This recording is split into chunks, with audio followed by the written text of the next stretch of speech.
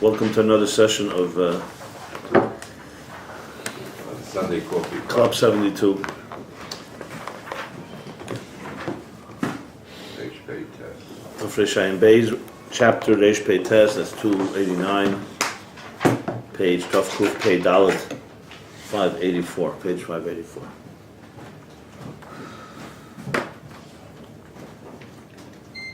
So we're in a little summary, short summary. In the process of explaining the interface between Eris and Kalim, so the energies in the containers, which began, just for the record, back on page 565, chapter Reish Ayin Test. So 10 chapters ago, began a new segment in the subplot of the mystery of the interface, search for the interface. The air is representative now of energy, which is Ayin. Ayin is, let's call it substanceless, no substance, no yesh, no Ego. self, right? No ego, no self. Its whole purpose is, its whole identity is connected to the source. You know, somewhat like sometimes it says about the fish in the sea, the difference between the sea and land. So the land creatures are disconnected from their source, and their consciousness at least. Fish are always connected. That's why fish don't need shchita. They're already sublimated. And Keli is the yesh. Keli is the self, the identity. I think that's even better than ego here, because remember we're talking everything in Atzilus, so it's all the root. And even Atzilus is the first place where it manifests. But remember, Eris and Kalim, just for the whole structure, evolved all the way from the Kav and the Shimu, right after the Tzimtzum, and that too from the source of it all before the Tzimtzum. But in Atzilus is usually when Chassidus talks about Eris and Kalim, even if it doesn't say it, it usually means Atzilus. Because Atzilus is like the perfect world. But higher than Atzilus is basically Ayin, is too sublime. Lower than Atzilus is already the beginnings of Bria is already the beginning of Yesh, where the Kus godliness is starting to be deeper concealed. Still not completely concealed, but Atzilus is the quintessential place. They say Neshama is Atzilus, Avram Chesed Atzilus, Moshe is Malchus Atzilus, David is Malchus Atzilus, Moshe is Chachma Atzilus, the different levels. So Atzilus is that world where everything is so-called, the Eris and Kelim are in perfect harmony, as opposed to, as we're discussing here, to tell you, is the contrast. But so here he's explaining how Er and Keli meet. And that leads us into, after discussing Er and its different dimensions, he moves over to the Kelim. And that basically follows that one critical chapter where he says that Er has to assume some of the Kelim properties. So the energy assumes container-like properties. The best example he gave several examples, but one a very easy one to relate to is where the wick meets the flame. You want to really break it down. So the flame assumes certain wick-like properties, so to speak, and the wick, the keli, assumes certain air-like properties, and that's where they meet. So you don't have pure yesh meeting pure ayin. The yesh is getting somewhat more refined, a more refined state, and the keli and the air, the energy is more, coarse or a little more defined. And there it goes into the different primisek, that the main place, the main meeting point is the inner part of the container. In other words, the wick itself, you can say, has an inner and an outer. To explain that, he discusses the whole difference between the two names, two ways we describe something. A name, a descriptive name, which is that primisek describes the air. So you say somebody is a born prodigy, would be an example. Or another kus, the names have that element that they describe God's potential. Let's say to create. Elikim is balakeach vayechelis, that he's the power to create, which is essentially unlimited power, but it has a definition.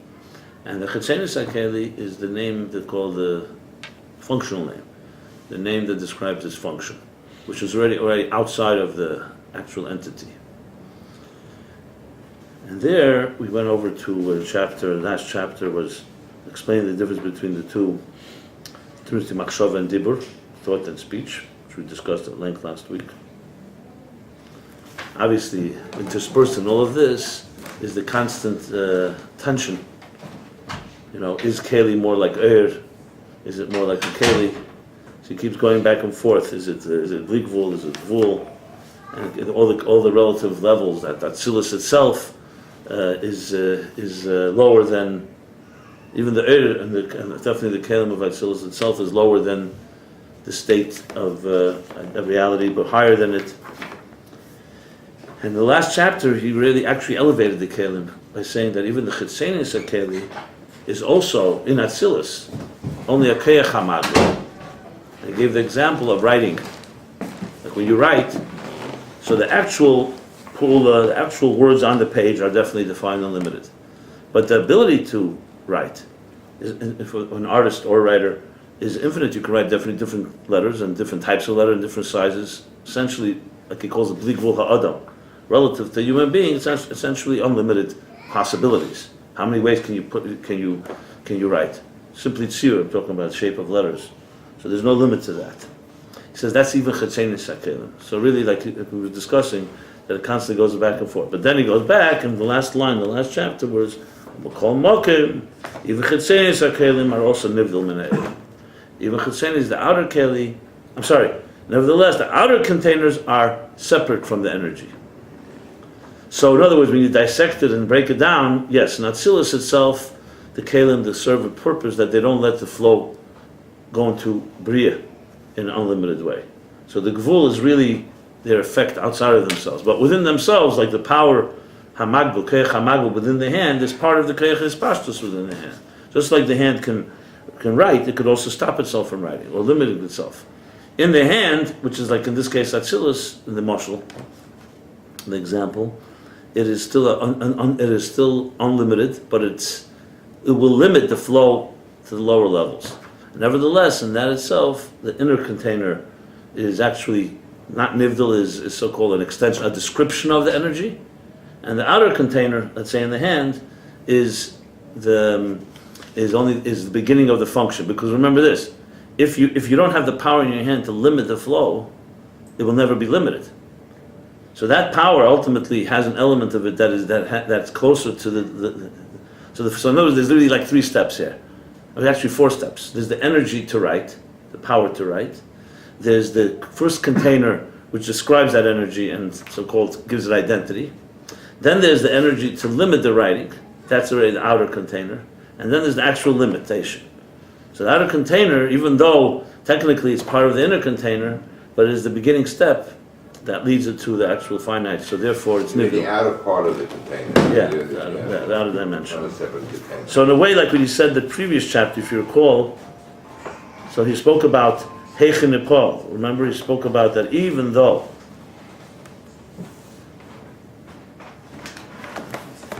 in the middle of page 582. So he said like this.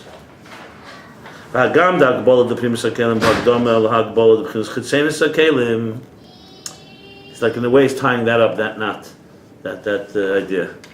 That at the end of the day, in order for the outer container to do its function, you need the inner container to prepare it. Prepares the step toward that direction. So in other words, if there was, let's say if there was no primis hakelim, can you jump from energy, from Eir to chetzenis hakelim? You can't. Because you have nothing describing, there's nothing that's so-called the agent of the Eir. So the primis hakelim, remember, define the energy. So we say chachma, even though in the whole Hamshach and this whole discourse, chachma, also Eir has chachma, but in Eir it's on an Eir level. When you say chachma, as he's talking here, wisdom or chesed or love, that itself is a description of what the energy is capable of. That's primis hakelim. When you spoke about the function actually affecting chachma, actually manifesting or actually expressing love to someone, which is really going to be defined, that is coming through the outer container. So technically speaking, if you only had the inner side of the container, you couldn't drink from the cup. I mean, it's hard to imagine it, but just for a moment, think of it that way, because then it's only serving as containing wine. Like, for example, a barrel. You don't drink from a barrel. I mean, I'm just using an example. Yeah. In other words, so basically it goes like this. The inner container describes the energy, and it prepares the ground for the outer container to then do its function to that which extends itself outside of the kelim altogether. So that's Atzilus in a nutshell, how it works. The energies flow into each of the containers, and then the containers have this dynamic where the inner does this thing. In a way, even though I don't want to say it because it's really not similar, but very similar when you think about the idea, if you visualize it, the primus akeli to the air is something like what the air is to the etzem. Yeah. Even though, remember, this is kelim. Right? Yeah. Eris and Kalim, so... I don't know, one second. No, because he always brings that up. I qualify that critically because it's still a keli, and a keli is not me'ein ha'er. The keli is describing the air, it's not me'ein. But he always brings up the fact that ultimately Eris become Kalim, and then the Kali becomes the Eir to the next one. Yeah, but as I emphasized last week, quantum, I know you got down pat. You got to come. Sure. Okay, you got to come back to the world of tangible. I want to emphasize this point because I'm convinced that Chassidus is deeper than quantum. It does not say that the material reality is not existent because, as I said, then miracles would mean nothing, and then mitzvahs would mean nothing. You could say the whole point is that all mitzvahs should be one. Like, I'll give you an example. Samach he brings this. I'm saying it's very, very relevant. He brings the concept of esig b'mitzvah partim min mitzvah. The Rebbe always connects it to the Ragged Trouble. That when you do one mitzvah, you're partim from another mitzvah. Why? So the Ragged Trouble emphasizes, and the Chassidus explains, that because all the mitzvahs are part of one thing. The one that's the Ratzon Elyon, God's will. There's a different piece of God's will. As we learn this whole Hemshech here, will can be split into parts. But nevertheless, it says when a person's, let's say, doing one mitzvah and he's not doing another mitzvah, and halachically so it says the Zohar, that the child was able to smell on the levushim, they didn't say Krishma. Because he was Asik in Chnosas Kala, whatever the Zohar. So the question to this asks, if Patim in mitzvah, when he did this mitzvah, he had that mitzvah too. What do you mean? What did he smell? What was missing? So Chassidus says no. Because at the end of the day, that tzir, that shape of that mitzvah was not fulfilled. So you, from the government, from the personal point of view, you did your obligation. But something was not refined. And therefore, those that are more sensitive can sense it. That's why we need tayyag mitzvahs. If everything is quantum, you could just say, listen, once we reach that state, what difference is there tefillin and Shabbos and kosher and so on? So there's no question. Chassidus asks the question. The Rebbe Marash in the famous Mika Moicha Maimer, she says, "How do we know there's a world? Maybe it's an illusion. Maybe exactly. Let's make the argument an illusion. Not illusion, foolishly. The material existence as we see it and its distinctions. This is a table. This is a chair. Is an illusion. It's our blindness. If we were able to open our eyes, you'd see one field of energy. You know." Or something like what the Alter Rebbe says in Shaykh HaGamunah. If you're given permission to see, you wouldn't see existence, it would all be bottled, you'd see only Elikus. Well, there would be only Elikus. However you define whether it's seeing it or actually being it, I'm not getting into the details of how deep the bittul is. And therefore what we see is a blindness. It's a form of limited reality. It's a tip of the iceberg. So this answers, you can't say that. For two reasons. Bereshis bara lakim, the Torah itself says God created heaven and earth. That means He didn't create an illusion of heaven and earth. Created a physical heaven and earth, and with all its distinctions. And the second reason the Chassidus actually brings is an interesting one from the Gemara. The Gemara says the difference between a magician and a sorcerer. And a magician is just a chizis anayim. And a magician is just a sleight of hand. And then there's a thing that they're not allowed to do is a sorcery, where a person actually changes things. Like people creates a goylem or something like that. I mean, the Gemara talks about people who did that. So Chassidus says, if the whole existence is an illusion, how could you distinguish between a magician and a sorcerer? Everything's an illusion. The sorcerer is also an illusion. So you see, from that, there are things that you actually can create. Why am I saying all of this? Because I'm no doubt using quantum language. The point in Chassidus is, and ultimately unity, is that the material world, as it is not quantum-like, which is real and tangible and part of God's plan, becomes connected with the quantum and does not get annihilated. And that is, no physicist has ever said that. Only because we're connected with God, and by our seeing, we're doing a God-like function by observing. Yeah. Because God is not limited. When you say really that God is, let's say not blig vul and gvul, I wouldn't say God is, the Avedis HaKedesh doesn't say God is only quantum. If you said he's only quantum and not quantum, it's limiting him. That doesn't say, because they've been talking that language. But it does say, if you say he's only infinite and not finite, that's limiting him. In other words, it's limiting his shleimus, completion. But it's for sure this type of connection. And this does not, no one has ever gone here.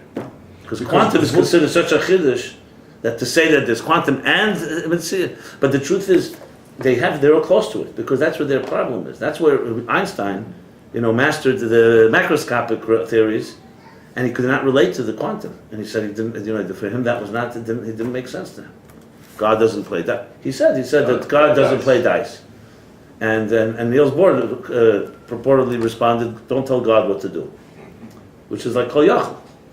So he was talking about structured existence, as much as he was a chiddush Gabe Newton. In other words, Newton was really structured, cause and effect, whereas Einstein went into the world of relativity and all that. But still, compared to quantum, it still has its rules. It's not a state of probability. It's not a state of saying it can go either way, what they call the fuzzy reality type of things.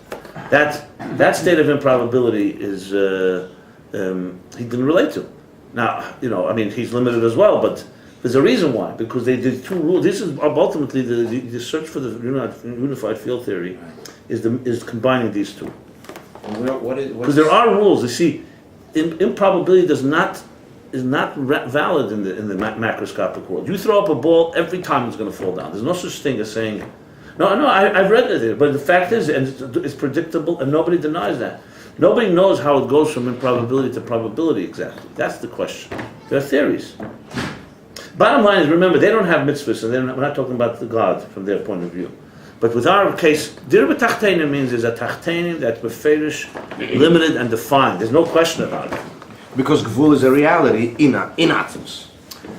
Yeah, well, that's for sure. Then again, you take macro, and you can say every time we get a bigger telescope and we see it, it's being created. If we don't see it, it falls in a park, and we don't hear it. Everything is dependent on man, because his kesher is to be interesting. It has to be caught by something and somehow get to us. And then you can say the same ball is in the macro. I think it'd be same rules in the macro. I think it'd be fascinating to create in our form that we're creating a discussion on this, because you really, I by no means am I an expert in quantum. I've read a lot about it, and I can theorize like everybody theorizes. That's what a lot of people are doing, because no one's ever gone there. There's some people live their lives there, but you know what I'm saying. They don't come back to tell about it. I think the realm that most likely lends itself to that discussion in the marriage of quantum and what we call reality is in human biology and Chachmas HaRefuah. Because there you have Chachmas HaRefuah. With the healing. Because there you have quantum perceptual reality manifesting and altering cause and effect in the material world. I'd love to bring here at Settle a note from the Rebbe to me. The first Farbrengen I ever wrote there was a note from the Rebbe about it. About quantum? He didn't say quantum. The Rebbe didn't use those words, but it's Shabbos Pashim Miketz Tavshin Mem, Shabbos Chanukah. Now we're talking about 32 years ago, and it was literally the first Farbrengen, Shabbos Farbrengen that I wrote. It was my responsibility to write. It was a very heavy Farbrengen. I don't know if this was the way the Rebbe welcoming me or what, but it was not easy Farbrengen. There was a siyum on Mishnah and on Shas and on Tanya, and it was a heavy duty Farbrengen, very, very complicated Farbrengen. A lot about very abstract ideas and all kinds of stuff. Check out that Farbrengen if you ever want to read it's really something, that Farbrengen. Like one of these, the Rebbe goes into, it's like a theory of all reality in one Farbrengen. Wow. Seriously, goes through everything. Klal, Prat, Klal. So there, in the middle, the Rebbe made a siyum of the Mishnah, Shas, Tanya, and some other things. It's just like stuck it all together. One of these, everything is everything. And he speaks there about, and also it's connected to the Parsha Miketz, Chalemus. That's the thing. So he connected it, that the Gemara, this is interesting. It's a little of the things we're discussing, but might as well put it in here. for the record. So it goes like this. It says that Yosef told his brothers the dreams. In Miketz. In Vayeshev, it's Pasha Vayeshev. 1 second. So why did he speak about it in Miketz? Well, with Pasha Vayeshev, in the beginning of Vayeshev, he tells his sons, his brothers the dreams. So it says, of course, they got jealous. The two dreams about how they'll bow to him, and it says the expression "V'ovav shomer asadover." That his father, shomer adover, literally means he watched over what was going on. He was quiet. So Rashi has his commentary. The Gemara interprets in this because it says "Chelem is helchem achar hapisra." So he didn't say anything. That a dream will ultimately be fulfilled according to the way you interpret it. Which is like a weird thing. What do you mean? Either you dreamt it. Is it? What do you mean? But what does it got to do with interpretation? Perception manifests reality. Exactly. It's exactly the observer affects the reality. So the dream is essentially a quantum-like state. In my words, I'm just saying. And when you say what you interpret it, which is why an interpretation of a dream can be interpreted several ways. And if you interpret it in a good way, you can actually cause it to be that way. There's a Gemara in Brachos that is undeniable. Nobody's, this is 2,000 years before the concept ever was on the table. So, Het is Achineda Dover by Moshe Shmos. He said it, and then Kacha. yeah, okay. Anyway, so let me. So the Rebbe brought that, and the Rebbe spoke about it in the context of that the klal. Anyway, forget about the context exactly. So I asked some question, I forgot what it was, and the Rebbe wrote, and it blew me away. I want to bring it because we have to read it inside. He wrote it like one line. He wrote, Kavyochel al derech zehu l'mayla mayla, something like that, in Atzmus, that Atzmus could have spheres blikets. The Rebbe went straight to a very, that it could be, and then he chose that it should be dafka 10 spheres. Samach Vov, and he said Samach Vov. In other words, it's something like the dreamlike state is when it could be potentially so many spheres. It could be 100 different interpretations. And when he wanted it to be this way, that's how it happened. The Rebbe was comparing this to the Cholam and so on. So it's a very, the closest I've ever seen the Rebbe speak about bringing these two worlds together. So it's something to be talked about. It's something that needs good thinking about it, and look, you mentioned the book. I didn't see that book. I remember a book that was called Quantum Mind, and there was a book called Quantum Brain. It was like a parallel between science's quantum mechanics and psychology, quantum in the psychological state. In psychology, for sure, it's applicable. I don't know what you mean by healing, but psychology, Chochmas Tima and Koyach HaMaskal is definitely a state of potential wisdom. It's not any seichel. It's the ability to think to conceive of everything. But the way psychology influences somatic manifestation. Right. There was a book also a few years ago. I don't know if you saw this. I forgot what it was called. Fascinating title. That the most reliable, predictable reality called computers is completely dependent on the improbability of quantum mechanics. And how does improbability create something that is so consistent? That's what they say. I don't know what it means exactly. Yeah. Anyway, to go back here, so bottom line is, the reason I said this was, so container, yes, has a certain similarity because its job is to describe and define and give personality to the air, to the energy. That's inner container. And outer container is the functionality of it. That's the bottom line. And after a discussion how even the outer container in its state in Atzilus is still potential, meaning that it's really has unlimited potential, but still its nivdal is still separate. So I just described like how it works. So like involved, it's the beauty of this is the absolutely the stepping stones that allow you to retrace the steps. That it goes, the energy, then the energy enters the wick, and the wick has an inner, now it has an outer, and then there's the biyah outside of the wick, so to speak, outside of the hand, outside of Atzilus. So now Reish Beites, and the next two chapters. What was that long line you said that the one thing that the quantum will not go there, but at all? They won't say. What was that? What was the bottom line there? I mean, as far as my reading, see, remember, in science, they don't talk about God's plan. They're not talking about uniting Gvul and Bli Gvul. There's no mitzvah That's dira b'tachtenim. That's not their thinking.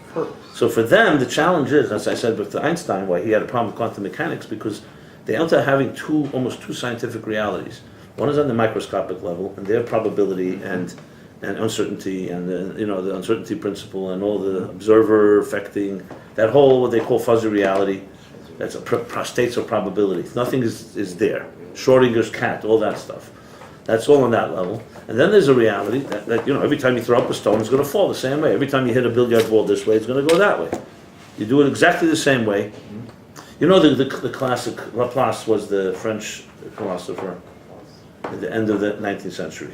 So he said, which upset the church and everybody went crazy, he said that based on science right now, it's just a matter of time. Give me all the data and anything, and I predict it to the end of time, including a human being. Every part of your DNA, I'll tell you what you're going to taste, what you're going to do, where you're going to go, even choices. The ultimate determinant. Basically, the ultimate determinism, no free will at all. And just a matter, we don't have the data. That's it. But as soon as quantum mechanics came around, that upset his theory is ace. It's not correct. It's not true. There is a whole state of unpredictability, even if you have all the data.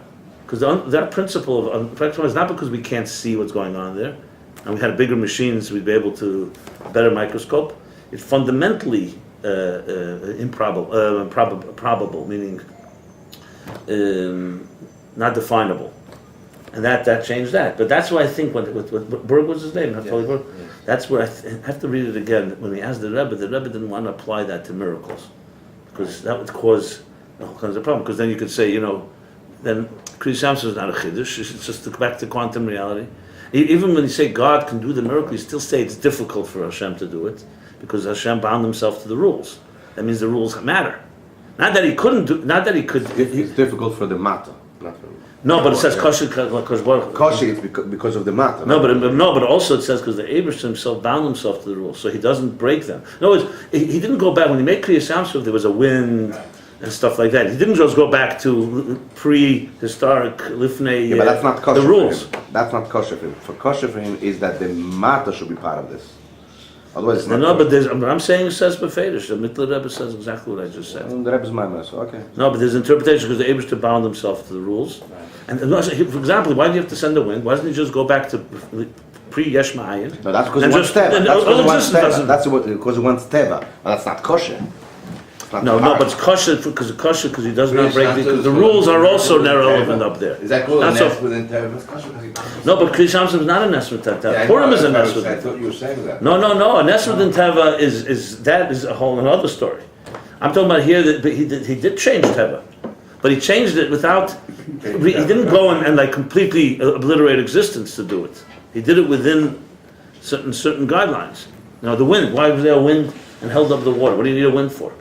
The same God that created water and land, and this somebody just suspends water and water, Well, it's also maybe in a more abstract sense is to randomness, to the girl. Even girl is a mile higher, the choice higher than everything, whatever. Yeah. Where does random become? Well, look, it's interesting. That's Purim. The thing is, the Chassidus speaks not at length, but the Rebbe elaborates that there's a point where God is not nitfus in something. You ever hear the word nitfus? It's means he's never bound by by anything. We're bound. You need to eat, you need to sleep, so we have needs, we're dependent and so on. But Atzmus is not nitfus in anything. And that place where he's not nitfus, that place itself chose to be nitfus. That's the language. So it's not like he went down a level and that's where he's structure.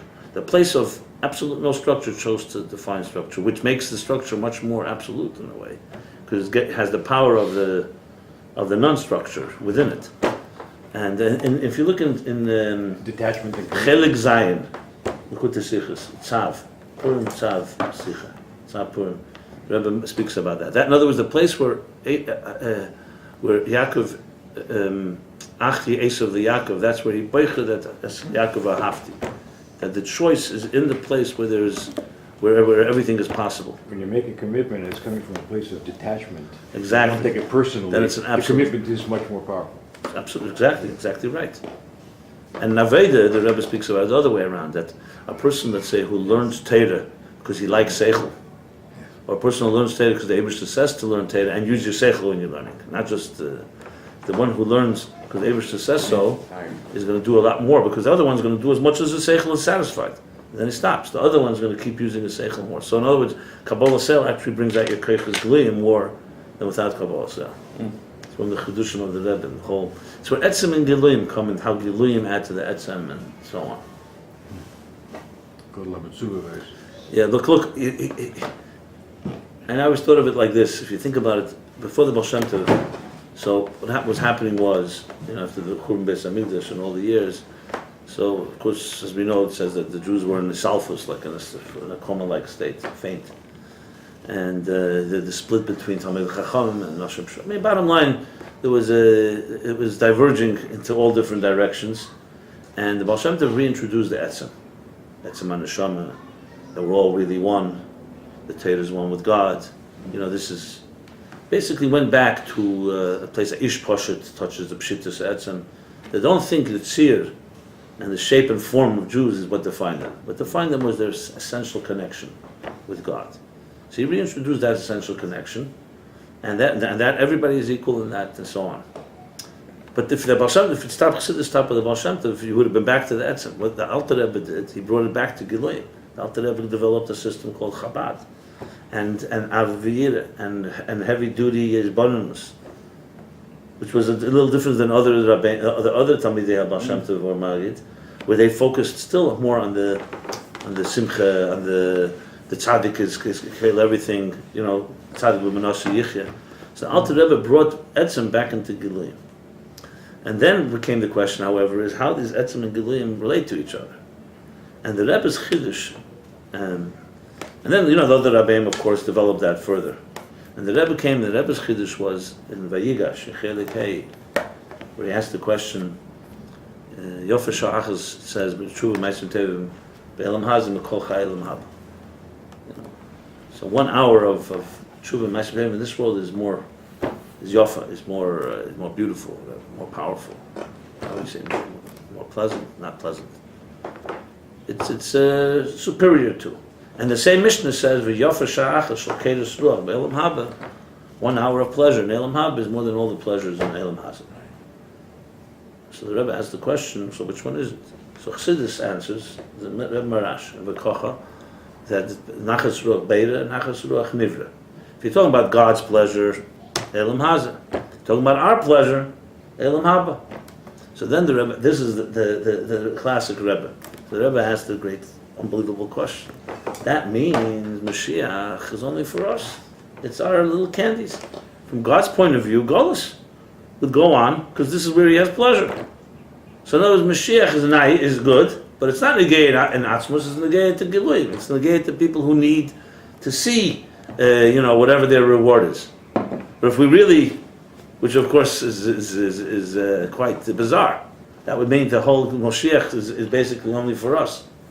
And the Rebbe answers, the answer is that the Giluyim are negated to the Etzem. If the Etzem has to remain Behelim, for it to express itself, for it to get pleasure, that limits the Etzem. So the fact that the Etzem comes up, the Etzem itself is more B'shleimus from it, more or less. I mean, it's unbelievable Chiddush, if you really think about it. So what the Rebbe did was he brought back... It goes back where you started. Right, exactly. Exactly. So he went back, so he goes, the Baal Shem Tov's Gilei Etzem. The Alter Rebbe brings it back to Giluyim. The Rebbe makes the Giluyim Atzmis the Giluyim. What parsha is that? Do you remember? Vayigash, Chelik Hey. This is like we call the Skarbov. This is the basics that we learned, the fundamentals. The few sikhs, the Tzav I mentioned, this, and Shmois Chelik Vav also, for the reasons for creation. These are the big sikhs you got to learn to get the picture. So the Rebbe brought back Giluyim now. So you see how the beauty of Chassidus, the Baal Shem Tov was Gal the Etzem, Alter Rebbe brings it back to Giluyim. The Rebbe brings Giluyim back to the Etzem.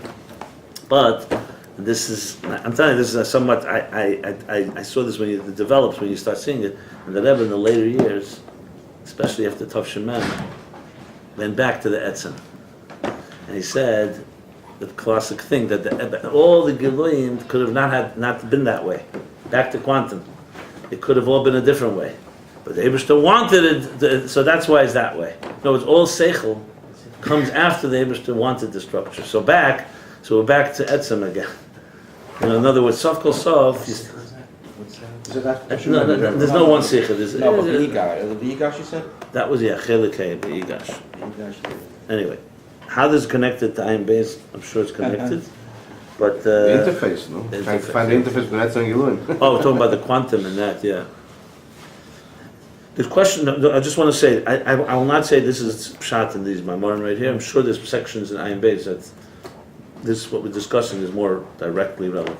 And he says, Chachmas Tumah, such as Yeah, the Chachmas Tamah, that's why I brought up with the Chalemus, because that's what it looks like. Chachmas Tamah is definitely a place which is interesting, where that mix happens, because it's unconscious wisdom. So it's not wisdom as we know it, but it's wisdom. So what's the Chachma there exactly? Saying it's not Elokus Ayin, like higher than Chachmas Tamah, which is, it's Chachma. I mean, that's obviously the hardest part to understand is where the conscious meets the unconscious. But more than that, where Chochmah touches the Ein Sof, where the fingers meet. But your point was that because it's deeper than quantum because it does what? It allows for these two systems together and You know says what he's they're referring both to? existent, but the quantum You know what says he's that too, referring no? to? No, quantum stops this. Well, you Quantum said No, Chassidus is deeper than check. quantum. doesn't go Sure, there. no, I'm saying because the scientists are all they're just talking about these realities. Okay. Taylor Go to his Bring website. God. is Go to his to join website. these realities. In other words, I saw you it. see, what Chassidus was Megala. Quantum must deal with. No, What do you think? Chassidus is With the- Megala. One second. Without Chassidus, you wouldn't know there's a quantum-like state in God. You'd say maybe God is defined and that's it, what He created. You know. I mean, He's higher than existence, but He's still not that not that undefined as.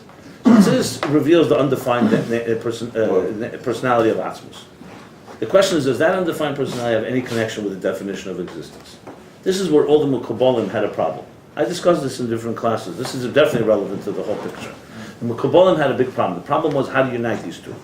So you could only go to seemingly only two options. Either it's Atzmus, undefined Atzmus, and therefore existence really has to be more or less, I don't say annihilated, but has to shed its identity, its diversity, to relate to God. Or we relate to lower levels of God, not to the Etzem. God, in other words, God as He is manifest more in existence. And you can actually define shittas, Litvisha shittas, and other shittas that you can see manifestations of this. This is Tzimtzum K'pshutei. Basically, the question is, can God and us really join? This is the beginning of the whole discussion. And it's a very big dilemma. Because is it on God's terms or is it on our terms? That's why the interface answers all these issues. So all the Kabbalim had this challenge. The Arizal came and said Kesser has two parts. One is Ein Sof and one is Gvul, Atik and Arich. In Ayin Beis, of course, he has the question, that's not enough. Not that he shows up the Arizal. No, that's not enough. Explained in the Arizal. How does it happen? Right, how does it happen? Because Atik is still, where's Ein Sof meet the Sheresh and the Tzolim? Where is that which is beyond the source meet the... So the answer is Chachmas Tamah, which is Chachma of Arich, which is where Atik and Arich meet, essentially. But even that's not the enough. main answer. No, If someone asks you the main answer in Ayin Beis is Chachmas Timah, he always goes back to that. yeah, so far I Yeah, so think you could say that's the point. Yeah, Torah, it's ultimately Torah. And Chachmas Tamah is the root of that, yeah. Yeah. So to sum it up, But 1 second, remember, we're talking now Irish and Kalim. And Primisach, one second, let's not get to this. Primisach, Tzens, and Kalim are vital. Remember, if the 1 second, let's get one thing clear. This is not a physical interface. If interface is many series, you stop one connection, the whole interface is compromised. So it's not just Chachmas Tamah. Chachmas Tamah is I guess the highest place we can reach from our get Chachma and have a connection to the unconscious, which is connected to Mak. Where Koyach and Ma meet of Chachma. But you still need the interface, is still not in our yesh. Without Kalim, Chachmas Tamah won't do anything. What will it achieve? it's still like an explanation on Ma. It's just Ma, Chachmas Yeah, Timah, exactly. In other words, without containers, without the Ya, I mean, Sure. Come down back to. look, it's important to understand this is a big picture. We keep talking about this. Existence is not just a simple thing. Chachmas Tamah solves it all. Chachmas Tamah solves a critical component where the two meet, where the so-called the highest root of existence meets that which is beyond existence. But it's definitely brought it now down. Chachma Geluya is, I think, even more critical because that's where we can relate to. Chachmas Tamah, what can we do to the Chachmas Tamah? We can learn Torah with our minds and understand and perceive and visualize the godliness. That's Chachma Gluya. But that's Chachma Gluya that's allowing itself to become a keli for Chachma Stima. I mean, and then the Chachma Gluya comes into, remember, all this, everything is microcosm, macrocosm. Oiris and Kelim, you can talk about in Chachma Stima itself. That the two things we spoke before, Chachma is Halah and Yerida. Everywhere you're going to find the two. But you don't see, the temptation is to say, you know what, everywhere is the same two, what do I need to know all the details? It's not true, because the two are different. The two sides of the interface are different in the Eris, they're different in the Kelim, they're different in Chachma Stima, they're different in Chachma Gluya, but they all have one similarity. One has a piece of the lower, and one has a piece, and they both have a piece of the lower and a piece of the higher. So you could say that. Think of it like climbing a ladder. Yeah. Every rung connects the higher rung to the lower rung, but a higher rung is a higher rung. You just can't compare a lower rung to a higher rung. No, if you have to summarize Ayin Beis as an explanation on I'm the not ready Arizal on to- Keser, Honestly, you're not ready for that yet. I would not. I'm not ready to go there because I didn't learn it all, and I mean it's emerging to me. There's no Yeah. question. Interface is critical. Right. Chachma Shtama is critical. Remember, the whole Hemshech starts with Keser.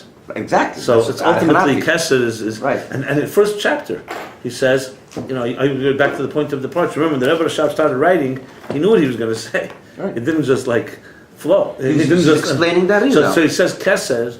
He says Keser is the first mamutza because it's the ratzon.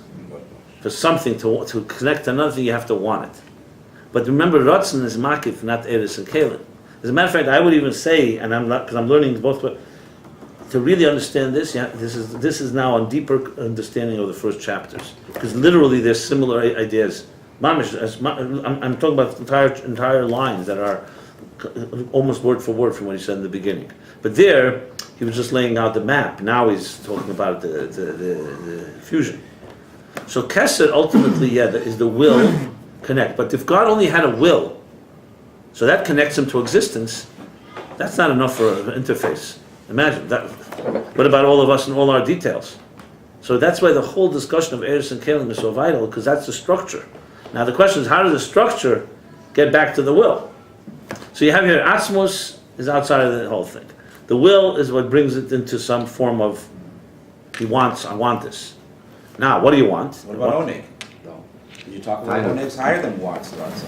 What? Yeah, you can't ask Kasha why Hashem wants something. No, I didn't ask Talk you- about that? no, you- Talk about Oneg there, rather than. Eliezer, you're bringing your own ideas into this. I'd never mentioned that. That's a whole different sugi, nothing to do with that discussion. Okay, no, you just said the whole thing started with Ratzon. You need- Yeah, exactly right. He didn't speak He doesn't about. speak about Oneg at all? He did speak about. Speaks about Einig, but a different, Bechachma Einig, yeah. Yeah. There's a whole discussion, but it's not. It's out there. So bottom line is, if there was only will, first of all, existence would be one, where there wouldn't be diversity. We know Seva Kalam cannot create diversity. There wouldn't be a difference between David and Tzemei Chaim Medaber, between one person and another. So now we go to diversity. Diversity is defined by Eris and Kelim. That's clear. So now we have this thing. So the will is the interface from that, the general interface. But now, how do you get the Eris and Kelim, the structure that's not will, connected to the will? That's where the whole structure. That's why Chacham Stima and Eris and Kelim are so relevant. So let's continue. Let's continue here. 1 hour. Huh? We just had a 1 hour.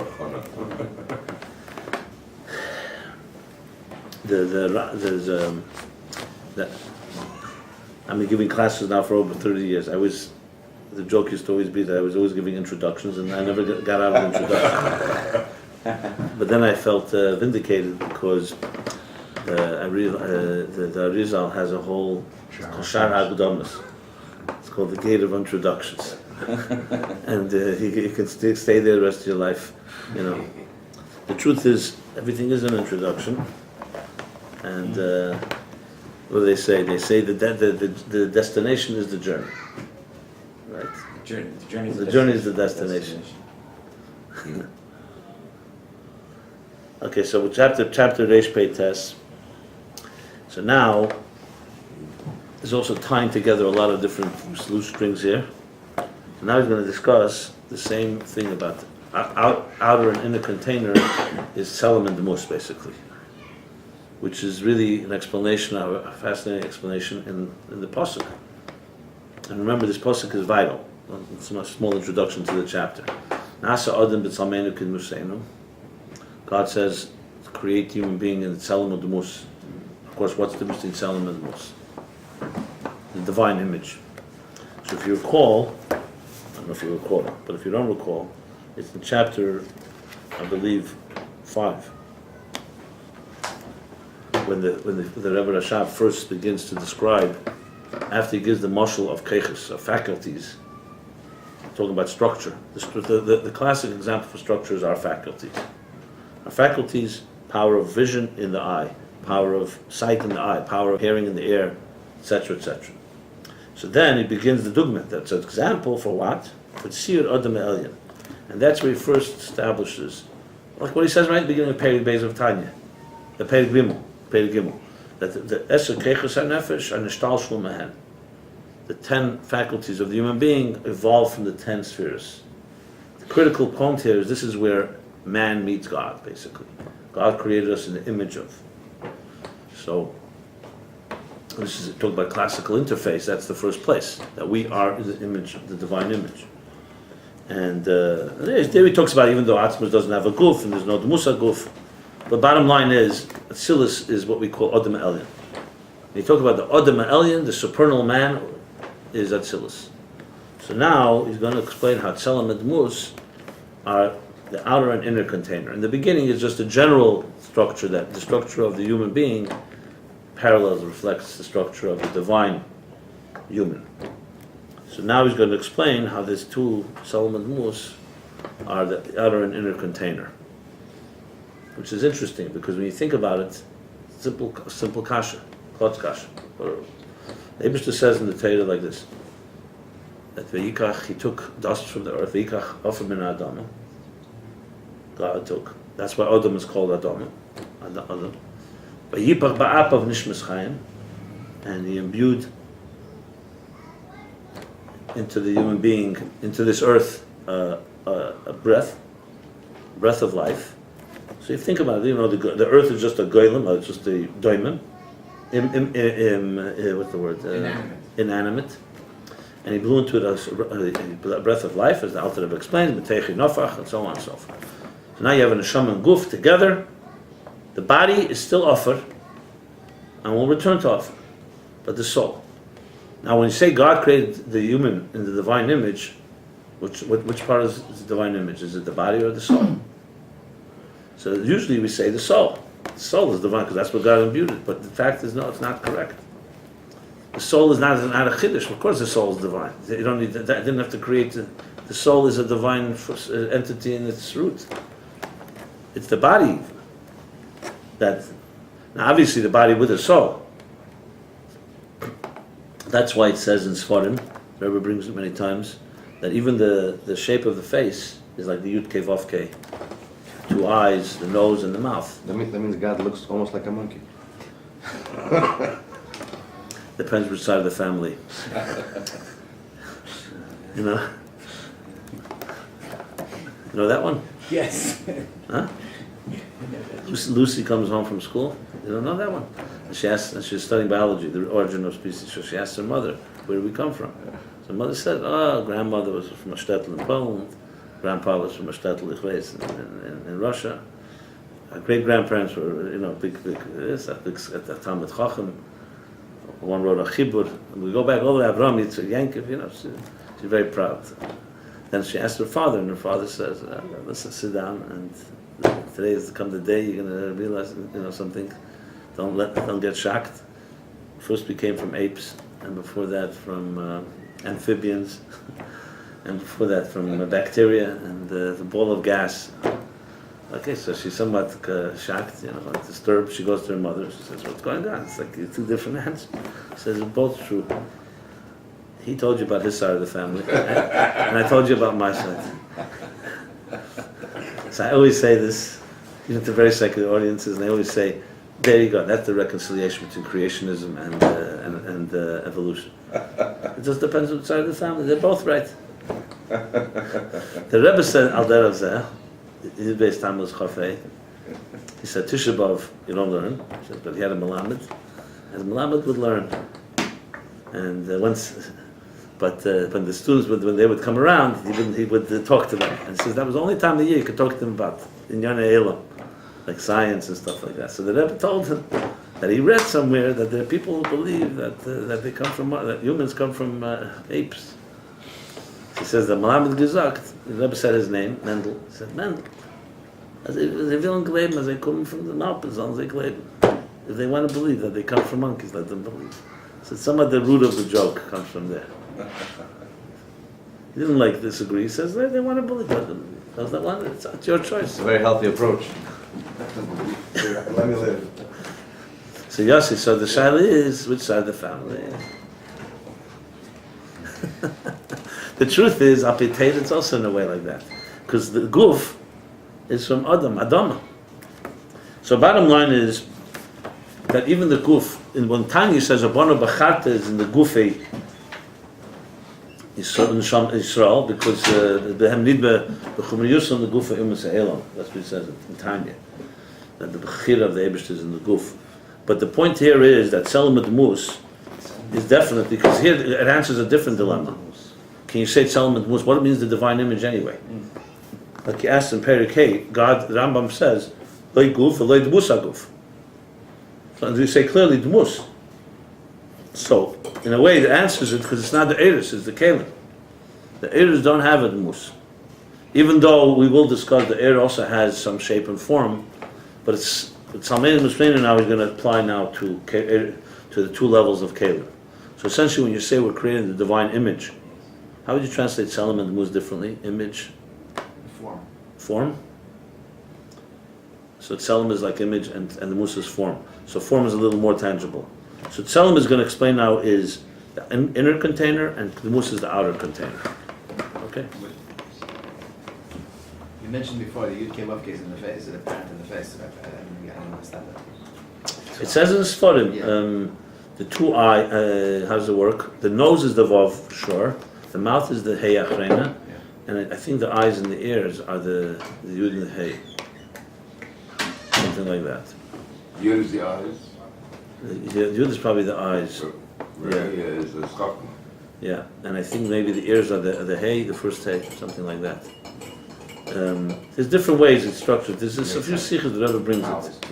And also the human body itself as well. Chesed, the mean smile. Two eyes. Yeah, but it's one. Like the Beis There's Hamikdash. 4 eyes, but it's There's also one. 3 sections. The Arden is the head.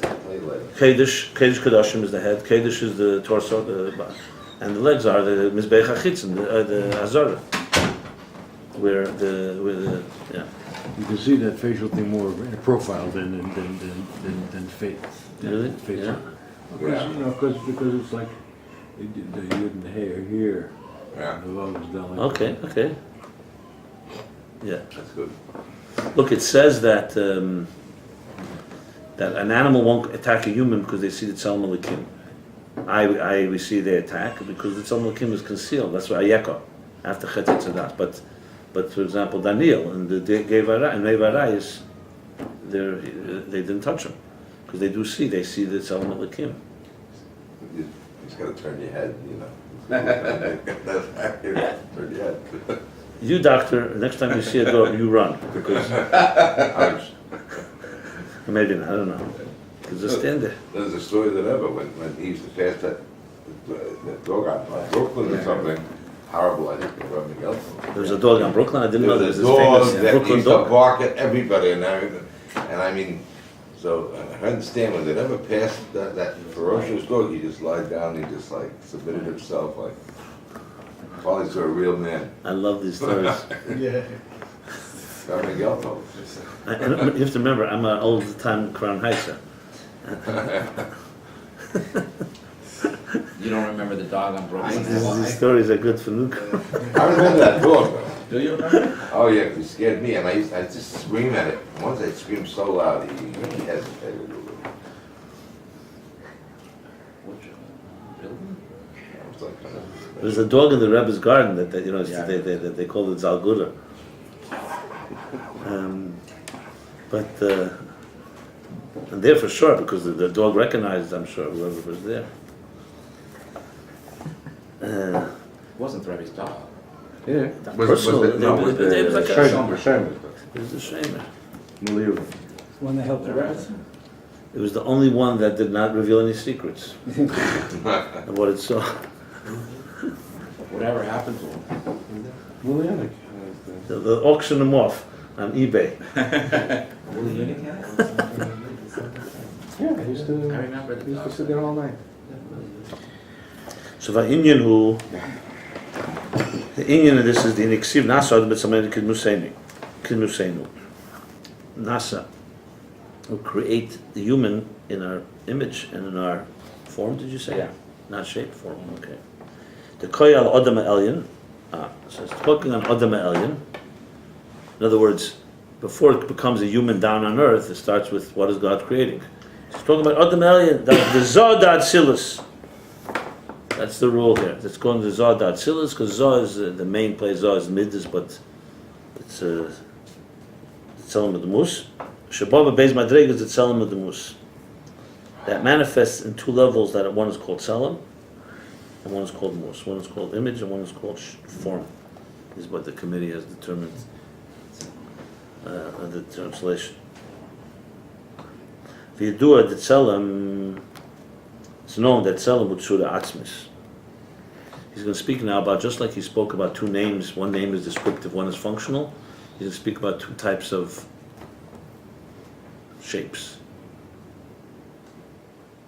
I think we should define Surah properly. He said image. Generally speaking, Surah and Chaimer, Form the man. The sewer is usually agreed, yeah. So the difference in Surah and Chaimer is like, let's say, a raw piece of clay, unshaped piece of clay, let's say, and then someone comes and starts shaping it. You're adding a tzura into it. A tzura is always, or it's yeah,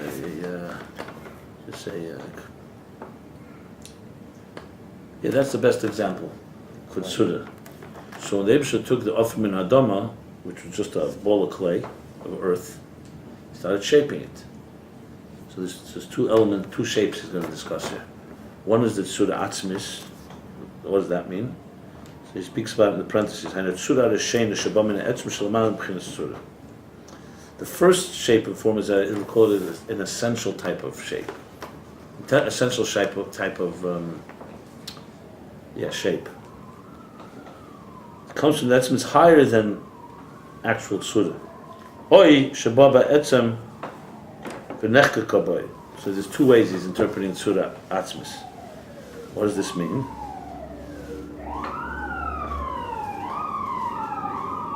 I would say, remember, in the clay, it's not really a good example. We have to talk about it from above. Before there's a Tzura in the Chaimer, so the Chaimer is just undefined. But there's the will of the creator, or the one who's going to shape it, to turn it into something. That doesn't mean he turned it yet into it. It's more like it's his plan to turn it into it. So Tzura Atzmis is not yet the actual Tzura. It's like we spoke earlier, a little like the Kayach HaGabala and the Yad. It's the hand that's about to shape it, so he already has it defined in his in the Etzem. But you can't yet call it an actual shape. So when you say we were created with Tzelem with the Mus, you're saying not just created in the Demus, God actually shaped us, but also that shape is in His vision of what He wants it to look like. So I would say Tzura Atzmis is like almost the vision of the shape. So it's still not. It's just the first step before it actually becomes. Sounds like a seedless type of a thing. That's what it sounds like. It says it's Tzura. It's coming from the Etzem. Does not yet have a Tzura. Projection. But it's his projection. Yeah, it is his projection of what the shape will look like. A lower level, a little lower in Tzura Atzmis is Oy Shababa Etzem V'nechka Kaboy. Means it actually is manifest a bit in it, but it's still an Atzmis. It's very Havshatadik. It's very abstract. I'm trying to find an example for it. There's no physical examples. Because in physical it doesn't work this way. You know, when you take a ball of clay, No, but the artist has it in his mind. Okay, yeah, you could say that, right, he has in his mind, right before, let's say, here's this ball of clay, I could turn this clay into 1,000 different, into unlimited things. You could turn it into an image of Right, chair. a chair, of a person, of a Shabbos candle, children. So I guess, yes, the Tzura Atzmis is how it's still in the Etzem, but and Boba Etzem, the Nechka is, I guess it's not really a tangible level, but it's already engraved in the clay. I guess physically you would say the first when you start shaping it, someone look at it, they won't see yet the image of, let's say. It's like a 35 millimeter film. It hasn't been developed yet. It's just Yeah, you could say maybe something like that, or you could say is the beginnings. The artist knows what it's going to shape into. It hasn't been developed yet. But meanwhile, so it's really like almost two levels. Exactly, it's exactly. No, He's talking about Atzilus. It's exactly what Atzilus does. That's Okay. all. No, he's give 1 second. He gives two different. By him, but It's already outside of. you amaze me because we learn a marshal. I know, but he. And Atzilus is the Rapashit. It's like Same story every day. But I don't understand why. What's the second definition adding? The first one's clear. and the It's first one is picture more. of I God guess and the the creator. second one is that in some way He's actually did it. he's actually engraving it inside the clay. It's already down Lamata. Remember, this is Ayin Beis. It's thorough. Every level is covered. It doesn't leave any level out. It's a little different level. Yeah, Shabbat. It says Shabbat. Engraved in an abstract sense, like Isis and Hakika. Yeah, well, he's going to use that soon. Yeah. The images are printed to that. So it's a lower level. How did you guys learn this when you learned? Don't worry about it. No, I mean, it's just Learn it the other More way around. concrete. Huh? We forgot. The other way We're- around. we're- we're- Other way This one around. it says it already comes Doesn't in. go bad, It's not it's gonna higher. go. The Etzem actually takes on the shape. here. He's just The Tzura No. is the Gibui from the Chemel itself. It's, but you're still talking not in actual For matter. sure not. Uh-huh. Look, So it's a little more- remember, this is an interface, and you can't not leave one, what do they call it, connection. Every, That thing, what happens when you turn on a switch? What's it Right. called? What happens to the circuit closed. yeah, every circuit has to be closed. So that's why he's going through everything. That's why, I mean, that's the only way I can explain it. It's just endless. The thoroughness is unbelievable. I mean, literally, I think the Rebbe, you could see the way he's writing compared to other Maimorim, even of the Rebbe Rashab, where there's a lot of elaboration. He is like almost like a definitive, like the Rambam. Like the Ram, it has to cover every detail. A regular one mimer doesn't have to cover every detail. Here he's not letting anything go. There's no question about it. You could see it. Because what do you need the parentheses? You could say Tzura Atzmis and go cup and what it means. Also, it would be good to see here. It would be good. You're talking about the research that me and Yossi plan to do. Yes. What's last? Yeah. And that here you want to really see what is the Yodua. This means this is not the first time it says in a Chassidus. You want to see what the Alter Rebbe says, the Mitler Rebbe, to really appreciate. So honestly, what I would do really is research now. All the To really Yuduas. see, maybe our explanation is not really the right one. I'm just saying based on what I'm reading, it sounds like it. But when you start looking somewhere else, you suddenly find a whole bunch of pages on it. It may change what. I'm sure this is explained somewhere else more at length. They started translating it. See, the Rebbe Rashab knows what he's saying, so it's enough here to cover it. But what it really means, I'm sure there's some more explanations and so on. But it's a parenthesis, because bottom line, he wants to explain Tzelem and Mus in general, not what? In Ramach started playing 9 minutes. Okay. Maybe they took that new one with the explanation on the back. Yeah. The Demus ubchins tzura mitzura. It's a beautiful way of looking at it. It's the shape from the shape, which is simple. Let's say you start shaping the clay, and then from that shape, and then you can come back the next day, and you're ready. It's not like you lost it. It's like writing. It's like writing. It's like writing. And I use an example in writing. I think writing is actually a very good example. I know this happens to me all the time. You have a whatever, a flash. You just knock it down on paper. It's disorganized. It's just one paragraph, and maybe it's the punchline, whatever. But it's definitely not readable. And sometimes you yourself can forget what you meant, even when you read it later. You say, what did I write here? This happens to me all the time. I always think, b'shas ma'aseh, you overestimate. You think you'll remember, but it doesn't always. But you have something. You have let's call it. You have an idea. Now you have to shape it for it. You start shaping it. You can come back a week later and then shape it more. So it's Surah Mitzurah. Whereas if you hadn't shaped it in the first place, so bottom line is, same thing here with a piece of clay, you shape it, but that shape is forever going to help you go to the next level. So the second stage, Demus, is Surah Mitzurah, the Hainu Surah Nivdala. Nivdalas. Same verse, remember, Nivdal Min Ha'er. You see he's using the words, like the Chetzein Sakeli. So the shape, from the shape, is already is a step away from the Etzah. Surah. Okay, so in the Nimshal, he's going to say it, but I'll just say it. The Eir is what you want to create. The clay is the container. The inner container is going to be the first surah, the first the first thing that manifests what the artist wants to do. And the second level will be already how it's the shape from the shape, how it's really becoming a final product. Basically, what he's saying. Here it says, here it goes. And generally speaking, it's not mamish. Generally speaking, this is Eris and Kalim of Zah. For all practical purposes, we say, why not Meichin? Where's the Meichin suddenly? Where's Chabad of Atzilus? Because when you talk structure, you talk Zah. Zah is Adam Elyon. Ikar Adam is Midas. Chacham Ben Das is usually a little higher. But generally it's talking Adam Elyon is the whole Atzilus, from Chacham through Malchus. But just, he says Zah, usually that's the way he describes the Adam. So here's the difference. Remember, this isn't just another chapter to add a chapter. He's explaining that which we've been learning till now. Eir being Ayin, and Keli is Yesh. Or Eir is like Machshava, and Keli is, and Primis Keli and Chitzein Keli is like Machshava and Dibur. Or like the Shem Hateir and Shem HaPu'ula. The descriptive and functional names. So he's going now like this. So Eir is Tzura Atzmis. I see now why. So he's also coming to answer the question. Because he keeps saying that the Keli, Primis HaKeli, gives Tzura to the Eir. So here really he's answering that because... Okay, let's go through 1 second. Eir is Tzura Atzmis. It's essential Tzura. An example I would give, it says Chassidus, it's also scientific. All light is white, right? You need a prism, or a way, or some way. When we see colors, we're seeing the reflection because different objects refract the light differently.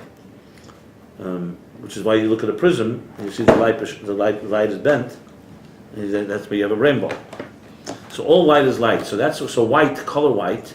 So this calls it a Gevin Atzmi. It's a fundamental color. It's an essential color. Because it's really the color of everything. But you can't compare it. It's not white like dyeing something white. White is the natural color of light. And then the other colors are real, but they're superimposed. They're not the natural state. Light has to go through some shift for them to have colors. So there you have two tzuras. Light itself is light. What's the color of light? The color of light is white. And the fact that we see different